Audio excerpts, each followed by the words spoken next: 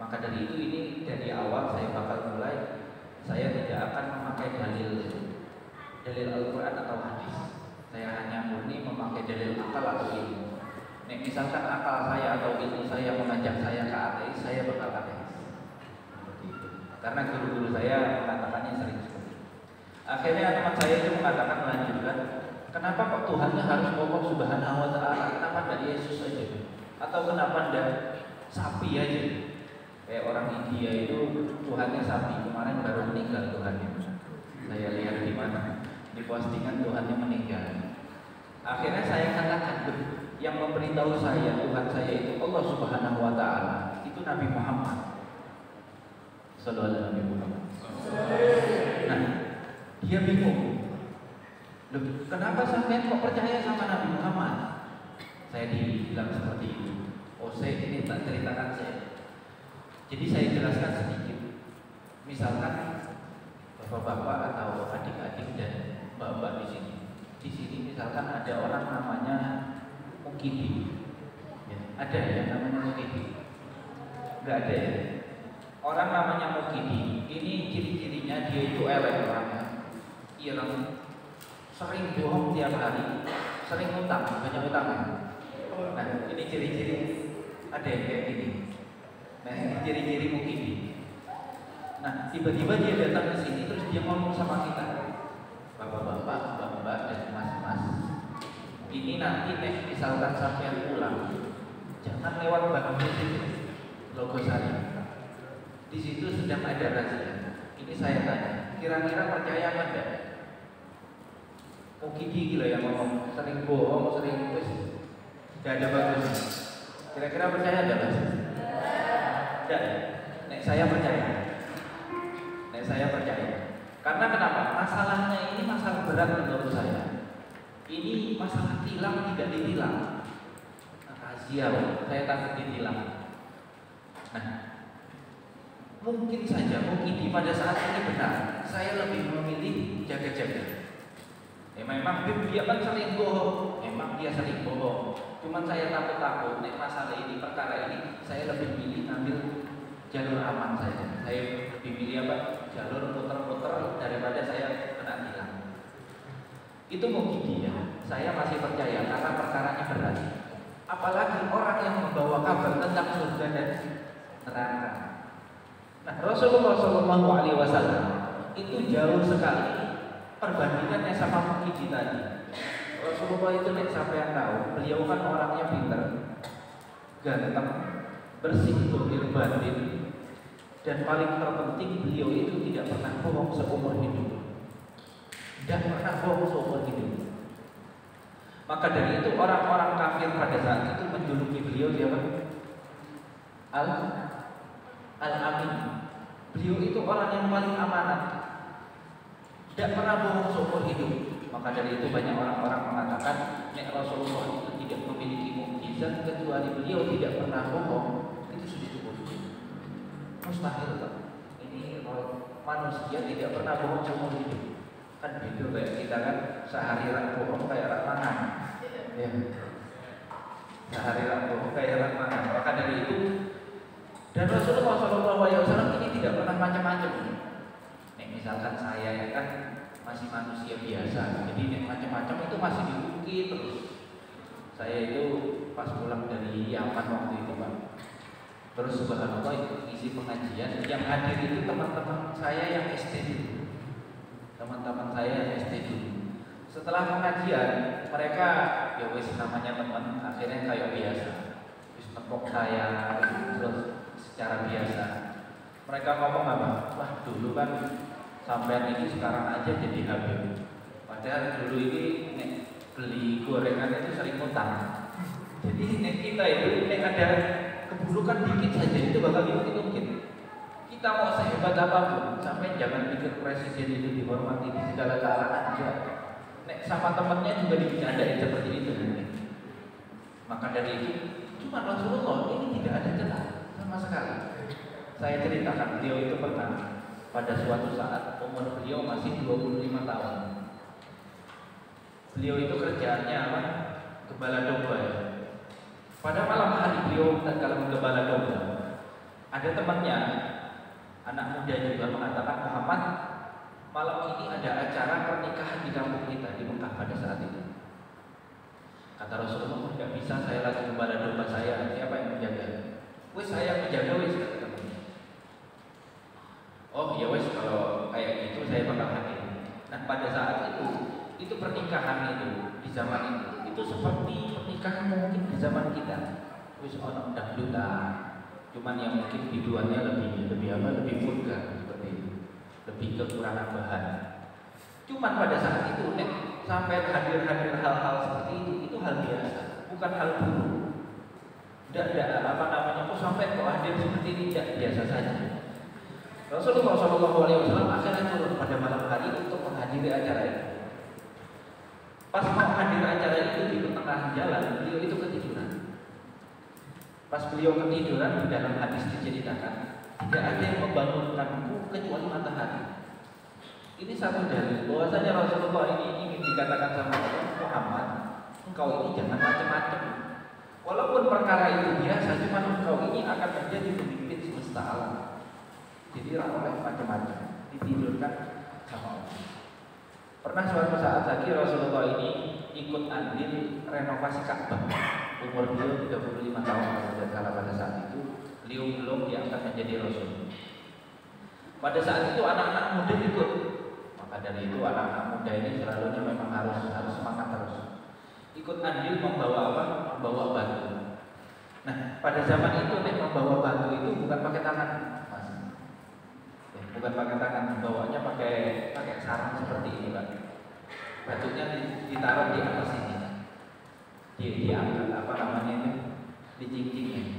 Biasanya batu yang taruh sini terus diangkat. Biar lebih enteng dan juga bawaannya biar lebih banyak. Rasulullah tidak membawanya pakai tangan. Pas beliau melihat teman-temannya seperti itu, beliau izin sama ketua di situ, saya boleh tidak membawa seperti itu? Kata ketuanya, monggo, biar sampai tidak capek.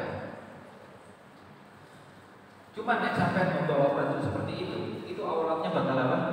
Kelihatannya, auratnya bakal kelihatan. Dan Rasulullah tidak pernah terlihat auratnya oleh siapapun kecuali kepada mahram. Kita kan butuh ya.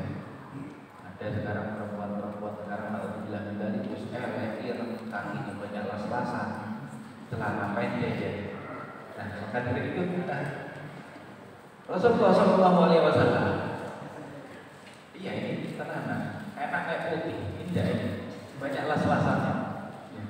Jadi Rasulullah itu tidak pernah terlihat auratnya. Akhirnya pas beliau ingin mengangkat batu pakai sarungnya itu atau pakai jeramisnya, beliau langsung pingsan. Allah pengen sekali lagi memberi isyarat Muhammad, engkau ini akan menjadi pemimpin semesta alam. Jadi jangan main-main.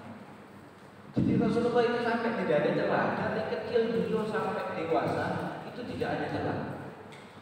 Orang-orang kafir pada saat itu nitipkan barang itu sama Rasulullah.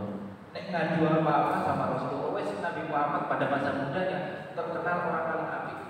Jadi ada mau nitip barang pasti menganjurkan wis ke Muhammad saja. Muhammad orang paling apik. Maka dari itu pas saat Rasulullah ingin mendeklarasikan diri beliau sebagai Rasul, beliau mengumpulkan keluarganya, ramai pada saat itu puluhan.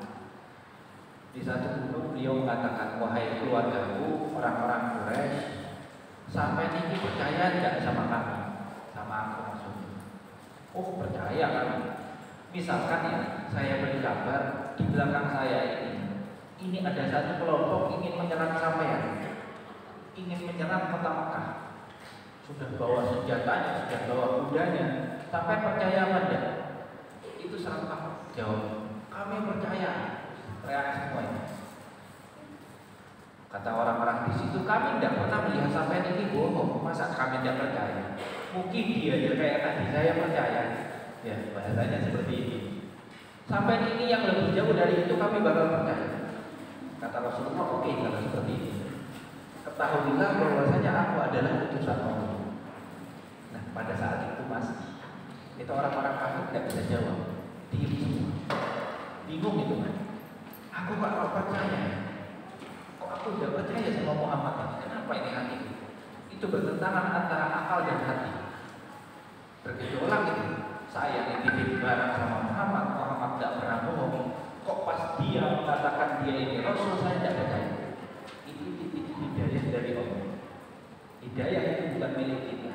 Kita tidak semena-mena bisa mendapatkan hidayah Islam. Jadi pada saat itu diam semua kecuali satu orang, yaitu Abu Lahab mengatakan apa? Kabarlah saya Muhammad. Saudara Nabi Muhammad. Oh iya. Ini udah mulai seru itu. Nah, hadirin hadirat yang dirahmati oleh Allah Subhanahu wa taala. Jadi pada saat itu orang-orang kafir itu sampai bingung. Mereka kebanyakan menurut saya itu tidak bisa tidur. Saya kok percaya sama Muhammad, tapi pas dia ngomong menjadi Rasul, aku kok nggak percaya. Ini kan menentang akalnya sendiri. Sampai beberapa hari kemudian orang-orang kafir datang ke dia. Muhammad, kami ingin melihat mukjizatmu. Katanya kamu Rasul. Oke, saya Rasul. Saya punya mukjizat. Sampai bisa mengabulkan mukjizat yang kami minta, kami bakal menjadi orang Muslim. Kami bakal beriman kepadamu. Kata Nabi Muhammad, mungkin tunggu apa yang sampai minta. Kami minta sampai bulan. Bulan Pak, minta dibelah sama Rasulullah SAW. Ini bulan ya, nek mungkin pada saat ini ada orang mengaku menjadi Rasul, dia bisa mukjizat yang membelah bulan. Mungkin semua kita beriman kepadanya. Ini tidak masuk akal. Memang harus seperti itu. Mukjizat harus tidak masuk akal karena kekuasaan Tuhan. Nek sudah campur tangan Tuhan di situ, itu sudah tidak masuk akal Mas. Ini bulan dibelah sama Rasulullah. Setelah itu apa? Orang-orang yang minta tadi apakah beriman? Tidak beriman. Besoknya datang lagi mereka. Muhammad, kami ingin melihat sekali lagi mukjizat jenengan. Oke, kamu. Itu di depan kita ada pohon yang merindang. Coba sampai panggil. Pohon kan tidak bisa bergerak ya. Apalagi dipanggil, paham omongan kita. Dipanggil sama Rasulullah SAW, itu diceritakan di dalam hadis. Pohon itu bergerak kanan, bergerak kiri, depan belakang, melepaskan dari akarnya dan berjalan menuju Rasulullah SAW. Pada saat itu diam semua. Muhammad ini koyoke tenanan, dia ini Rasul koyoke. Orang-orang kafir pada saat itu ngomong seperti itu. Dia ini gak ada salah, mukjizat ya Allah. Pernah bohong ya? Tidak pernah.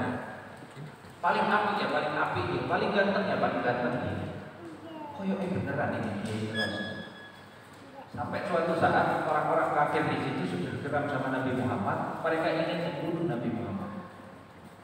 Ada satu orang namanya Walid bin Mughirah. Beliau ini orang tua, orang yang dipandang pada saat itu orang yang pintar pada sastraan, sangat cerdas. Jadi dulu itu masih di Mekah itu ada perlombaan sastraan. Nah, Walid bin Mughirah ini bukan lagi orang yang sering juara satu, tidak. Beliau ini jurinya mana? Saking cerdasnya beliau. Pada saat itu pas orang-orang kafir ingin membunuh Nabi Muhammad, beliau datang. Saya jangan bunuh saya. Ini kita diskusi dulu. Nek sampai bunuh Muhammad, kita bakal perang sama keluarga Muhammad. Kita diskusi dulu. Wes sampai kan pinter bahasa Arab Walid. Sampai coba negosiasi sama Muhammad. Bagaimana caranya biar dia ini tidak dakwah lagi agamanya? Walid bin Mughirah pun mendatangi Rasulullah, mengatakan, wahai Muhammad, aku ingin bicara kepadamu. Kata Rasulullah, nunggu. Nah, ini titik penting juga. Maka dari itu Nabi Muhammad SAW itu sangat mengajarkan kita yang namanya menerima kritikan. Nah, kita kan kadang apalagi anak muda ini belum stabil. Dikritik dikit langsung down, dikritik dikit langsung bingung. Ya. Rasulullah pada saat itu diminta ngobrol sama orang yang ingin membunuh beliau, itu langsung membunuh. Akhirnya Rasulullah mendengarkan pembicaraan Walid bin Mughirah panjang lebar. Kata Rasulullah setelah beliau berbicara, wes sampun Walid, sampun saya sudah selesai ngobrol ini. Sekarang gantian saya yang ngomong. Pada saat itu kalau nggak salah Walid bin Mughirah menyampaikan tentang Rasulullah membaca surat Al-Quran, surat Toha. Rasulullah membaca Bismillahirrahmanirrahim. Toha ma anzalna 'alaikal Qur'ana litashqa. Dan ayat setelahnya, beberapa ayat setelahnya. Walid bin Mughirah pas mendengar Al-Quran, dia ini orang yang paling cerdas dalam sastra Arab. Dia bingung, dia bingung. Kata Walid bin Mughirah, "Wes Muhammad, saya pulang ya." Loh, katanya mau ngobrol. Ini kok ngobrol sebentar kok sampai pulang? Tidak, saya pulang. Pas sampai kepada kelompoknya tadi, Walid bin Mughirah ini, kelompoknya sudah senang. Pasti Walid ini berhasil kalau negosiasi. Dia ini negosiator yang hebat. Akhirnya kata teman-temannya, "Iya Walid, iya, tadi selesai sudah, berhasil." Kata Walid bin Mughirah, "Tidak tahu, saya angkat tangan." Saya angkat tangan. Muhammad barusan berbicara dari mulutnya, dan kata-kata yang dikeluarkan dari mulutnya Muhammad itu mustahil keluar dari mulutnya Muhammad. Mustahil keluar dari mulutnya manusia. Mustahil, terlalu indah. Nek sampai paham banget Al-Quran atau paham banget bahasa Arab, kita bakal tahu seberapa indah Al-Quran. Ini orang yang suka jadi juri dalam sastra Arab, mendengar Al-Quran, dia angkat tangan. Mustahil ini keluar dari mulut manusia. Terlalu indah. Itu pokoknya pada saat itu orang-orang kafir itu bingung. Muhammad ini tenang. Dia ini Rasulullah. Maka dari itu Allah mensifati mereka siapa? Fahum la yaqilun, mereka itu tidak memakai akal mereka. Muhammad ini sudah tidak ada kekurangan kok sampai masih tidak beriman. Dia itu orang yang paling apik, orang yang sangat jujur, tidak pernah bohong. Sampai yang sendiri loh yang menamakan dia ini Al-Amin, orang yang jujur, orang yang paling bersih, orang paling ganteng, kok sampai tidak percaya sama dia. Maka dari itu, pas saya ditanyakan seperti ini, kenapa sampai percaya sama Nabi Muhammad? Saya menjawab lagi, loh, kenapa saya tidak percaya sama beliau? Siapa lagi nih? Bukan beliau yang saya percaya. Maka dari itu, para hadirin dan hadirat, kita itu dituntut di Islam untuk mengikuti orang yang paling sempurna. Saya sangat tidak setuju, adik-adik, nek misalkan ada orang mengatakan Rasulullah itu manusia bisa salah. Loh, manusia beliau itu makan, minum, cuman nek bisa salah itu mustahil. Nek sampai mengatakan Rasulullah itu bisa salah, mungkin saya orang pertama yang tidak percaya sama beliau. Karena nek sampai mengatakan Rasulullah ini salah, berarti yang mengutus beliau juga. Siapa yang mengutus beliau? Oh, kan jelasnya seperti itu. Misalkan Pak Ketua mengutus mahasiswanya untuk bertemu saya, pasti beliau mengutus orang yang paling apik. Kan seperti itu logikanya. Pasti yang paling apik. Soalnya utusannya itu salah, yang salah juga beliau. Nah, maka dari itu pas beliau dia mengatakan, kenapa sampai kok percaya sama Nabi Muhammad? Saya katakan, siapa lagi kalau bukan Nabi Muhammad yang saya percaya? Lalu ada Nabi Muhammad. Hadirin hadirat yang dirahmati oleh Allah Subhanahu Wa Taala, sampai saat ini pun saya tidak membawa tentang hadis, tentang Al-Quran. Saya memang ingin menetapkan keislaman kita hanya dengan akal. Sekarang kita sudah mengetahui kenapa kita menjadi orang Islam. Sampai ditanya kenapa sampai menjadi orang Islam? Oh, saya mengikuti Nabi Muhammad. Loh, sampai kenapa percaya sama Rasulullah? Kenapa saya tidak percaya dengan Rasulullah SAW? Nah, ini yang sering saya sampaikan dengan anak-anak kampus bahkan dan orang-orang tua. Karena saya punya teman mas, bukan teman sih, guru saya di Yordan. Ini tahu Yordan mas? Yordan di sana. Guru saya itu beliau mengajar tentang ilmu akidah. Suatu saat ada anak muda datang. Anak mudanya ini tiba-tiba nangis depan guru saya bingung dan bertanya kepada dia, "Engkau ini kenapa nangis? Apa kurang duit atau?" Kata anak muda itu, "Dan saya ini kerjanya sebagai dokter umum dan saya menghafal Al-Quran. Terus kenapa sampai kok nangis-nangis? Tapi kekurangan saya itu ateis." Bayangkan dokter hafal Al-Quran cuman ateis, tidak percaya adanya Tuhan. Loh, kok bisa seperti itu? Bisa. Mas, saya berharap setelah ini dengan semua buka di internet.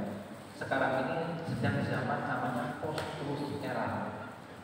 Bahasa Semarangnya itu az-zaman ma ba'dal haqiqah. Bahasa Semarangnya. Post-truth era itu zaman setelah kebenaran. Apa maksudnya? Saya umpamakan. Ada dulu cerita orang itu membawa kambing. Pas membawa kambing, dia lewat satu temannya yang pertama mengatakan temannya, "Loh, sampai saya ini miaranya anjing ya?" Maaf ini. Sampai saya ini miaranya anjing. Orang yang membawa kambing itu langsung kaget. Sampai gila, ini kambing kok dibilang anjing. Itu teman pertama. Lewati temannya yang kedua juga mengatakan seperti itu. Oh, sampai sekarang bawanya anjing ya, bukan kambing. Ini kambing kok nggak bisa? Padahal jelas itu apa? Kambing. Nek sekali, 2 kali, 3 kali, atau 10 kali, atau 100 kali sekalipun, kita akan masih mengatakan sampai ini gila. Ini benar-benar, ini jelas-jelas kambing kok dibilang apa? Anjing. Cuman bayangkan nek 1000 kali. Nek 1000 kali, atau sampai di dokter selama 4 tahun, ratusan ribu kali. Oh, sampai sudah miara anjing ya sekarang. Bayangkan 5.000 orang yang mengatakan kepada kita seperti itu. Kita sudah tidak mengatakan sampai ini gila, dan kita bakal mengatakan apa? Koyok saya yang gila ini. Ya, koyok saya yang gila ini. Nah, anak yang tadi yang sebagai dokter dia hafal Al-Quran kok bisa menjadi ateis? Bisa. Makanya saya katakan untuk menyesatkan seseorang itu sangat mudah, sangat mudah. Menyesatkan soalnya kita menyesatkan itu bantuan kita setan. Jadi sangat mudah. Ini anak yang dokter yang hafal Al-Quran kok bisa keluar dari Islam bahkan dia tidak percaya adanya Tuhan. Karena dia setiap hari ditanyakan seperti itu dan dia tidak memiliki jawaban. Sampai kenapa jadi orang Islam? Tahu dari mana adanya Tuhan? Ketok mana Tuhan? Ini ada Tuhan, pasti dia bisa mengabulkan kita segalanya. Ini sekali 2 kali masih biasa. Nek ribuan kali mungkin kita sudah keluar dari Islam. Maka dari itu konsep yang saya katakan tadi, kenapa saya menjadi muslim, itu konsep terpenting untuk menjaga akidah kita. Karena anak-anak kampus ini biasanya sesama teman itu suka diskusi. Nah, diskusinya ini suka keluar jalur. Saya tidak mengatakan, maka dari itu saya minta nanti ada tanya jawab sampai terserah tanya apa. Dan yang terakhir yang saya mau sampaikan, ini konsep penting juga. Saya waktu kemarin ngisi di Mangkang, Pak. Ngisi di Mangkang itu anak-anak muda. Saya ngisi akidah juga seperti ini. Setelah itu ada yang bertanya kepada saya seperti ini, "Beb, ini anak SMA ya. Beb, kenapa saya itu kok diciptakan sama Allah? Saya kan tidak pilih, sampai nopo pilih. Kan tidak pilih saya diciptakan. Setelah diciptakan, itu nek saya maksiat nanti saya yang dimasukkan neraka. Nek seperti itu saya pilih dan diciptakan oleh Allah." Nah, ini pertanyaan anak SMA. Nek sampai pikir mungkin Allah ini pertanyaan tes aja, Beb. Tidak. Nek sampai lihat orang itu arek polos, mukanya itu polos. Jadi nek dia bertanya itu kayak pertanyaan yang jujur dari hatinya. Saya menjawab seperti ini. Sampai kurang percaya atau kurang paham atas konsep ketuhanan. Apa itu konsep ketuhanan? Konsep ketuhanan ada 2. Ini yang paling penting. Sifat dasar Tuhan itu harus ada 2. Pertama, dia harus raja, penguasa alam, penguasa semuanya. Kedua, dia harus memiliki segalanya. Itu konsep Tuhan. Harus ada 2 hal ini. Misalkan saya ini memiliki aqua ini. Apakah saya raja? Kan tidak. Saya orang biasa. Cuma saya pemilik ini. Misalkan presiden itu kita anggap raja. Beliau raja. Cuman apakah beliau yang memiliki aqua yang saya pegang ini? Kan tidak. Kecuali di Tuhan, Tuhan itu harus memiliki 2 ini.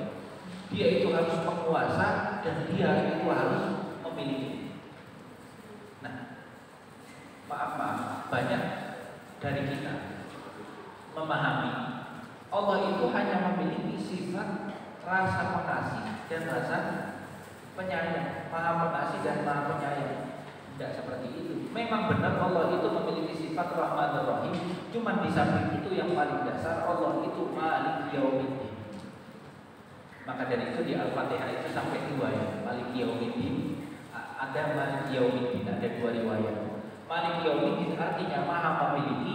Maliki Yaumiddin artinya adalah Zat yang raja. Maaf, waktu itu saya ditanya juga sama orang, Beb, saya ini sudah kena musibah. Waktu itu saya sampai dekat-dekat diri sama Allah, mudah-mudahan masalahnya sampai rampung. Cuman pada saat itu akhirnya dia mendekatkan diri sama Allah. Beberapa hari kemudian dia datang lagi kepada saya, Beb, masalah saya kok rampung-rampung. Saya sudah melakukan apa yang jenengan anjurkan, dari sholat saya rajin, kok tidak rampung-rampung. Saya katakan, sampai tahu kita hidup di dunia kita ini miliknya Tuhan. Jadi misalkan kita milik Tuhan ini, kita milik Tuhan. Misalkan Allah tidak menciptakan surga dan neraka, kita tetap wajib menyembah Allah. Kenapa? Memang kita pemiliknya Allah. Kita ini dimiliki oleh Allah Subhanahu wa Ta'ala, dan Allah Raja. Jadi misalkan sampai ditanya, kenapa sampai beribadah kepada Allah? Jawaban kita kan, oh saya mau masuk surga, terhindar dari api neraka. Itu jawaban betul. Cuman ditanya, kenapa Allah itu harus disembah? Jawabannya, memang Allah rajanya, kok memang Allah itu yang memiliki kita. Kita memiliki robot misalnya, memiliki robot. Robot itu wis apik. Robotnya kita suruh itu mau, kita pindah apa-apa mau. Terus kita hancurkan robot itu, kita dolim apa enggak? Robotnya tadi taat loh sama kita. Kira-kira kita hancurkan robot itu dolim atau tidak? Tidak dolim, karena saya memiliki kok. Begitu juga Allah Subhanahu wa Ta'ala. Allah itu sifatnya Maha menguasai dan Maha memiliki. Nah, ini konsep utama dari Tuhan. Mudah-mudahan bisa dimengerti. Nah, sangkut pautnya sama generasi yang akan datang. Yang saya anggap generasi yang menjadi pemimpin itu yang bisa membuktikan secara akal sebelum secara syariat bahwasanya Islam adalah agama yang benar. Sampai ini kan alhamdulillah yang di sini muslim semuanya. Nah, yang bisa membuktikan Islam secara akal bahwasanya Islam itu adalah Islam yang benar secara akal adalah agama yang benar, itu orang-orang yang cocok menjadi pemimpin. Saya berkali-kali ngomong sama anak-anak kampus, sampai jangan mau ikuti siapapun. Sampai saya mau sampai ini ngobrol sama saya, sampai bebaskan akal sampai. Jangan ikuti siapapun. Saya sudah dari awal saya tidak mengikuti siapapun, bahkan yang saya ikuti hanya akal saya. Sampai itu orangnya jujur ya saya ikuti, makanya saya ikuti Nabi Muhammad.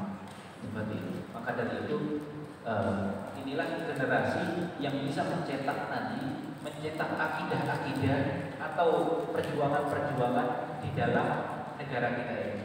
Maka dari itu hadirin hadirat yang dirahmati oleh Allah Subhanahu wa Ta'ala, mungkin sekian yang apa yang saya sampaikan, mudah-mudahan bermanfaat. Mungkin nanti ada tanya jawab, silahkan tanyanya sesuai apa yang saya katakan atau di luar pun tidak apa-apa. Jadi monggo.